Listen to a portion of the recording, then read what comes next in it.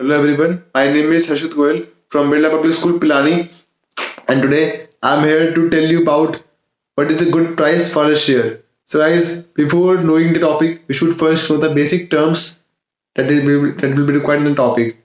The first term is PE ratio or price to earning ratio.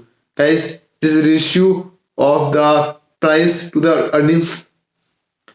It is calculated as price of the share divided by the total earnings of the company.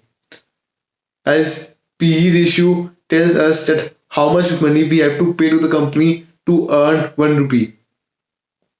The company whose PE ratio is lower than its competitors in the market and whose PE ratio is lower or near to the average PE ratio in the last 10 years, that company is good for investment.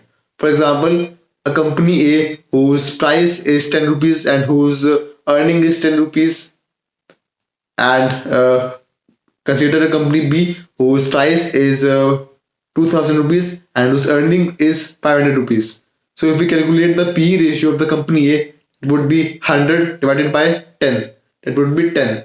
And if we calculate the PE ratio of the company B, which will be equal to be 2000 divided by 500, that will be equal to 4. So we can easily see that the company B will be a better company for investment because the PE ratio in the company B is less than the company A. We should note one thing we should note is that, guys, for comparison, you should compare only companies of the same sector and of the same valuation or near valuation. We can't compare the companies whose valuation is 100 crores and whose valuation is 10,000 crores. So these two companies are uncomparable. The second thing we should know is the PB ratio, or price to book value ratio. It is a ratio of the price to the book value of the company. It is calculated as price to the book value of the company. So what is book value?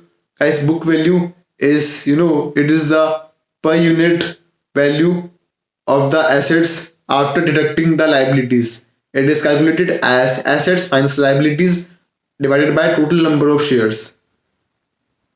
The company whose book value or whose PB ratio is less than its competitors and whose PB ratio is less than the average PB ratio in the last 10 years of the company, that company is good for investment.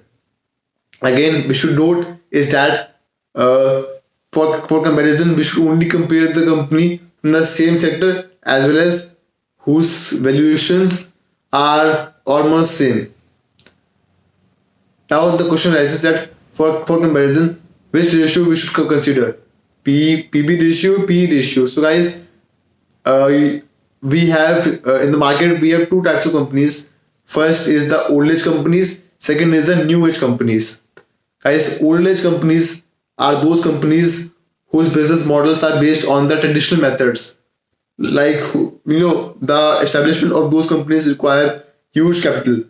That may be the banking sector companies or the manufacturing sector companies like Tata Steel and HDFC Bank. And we have the new age companies. These companies are based on the innovative ideas and other things. This includes like the food delivery services companies like the Zomato, the software providing company that is a TCS, Wipro, etc. So these are the new age companies. So for the comparison of the old age companies, you should try to prioritize the PB ratio, and for the comparison of the new age companies, you should prioritize PE ratio. At last, I would like to say that, guys, a company has a good price. The company has a good price if the PB ratio and the PE ratio are satisfied by the price of the company. I hope you had learned something from this video. Thank you and have a nice day.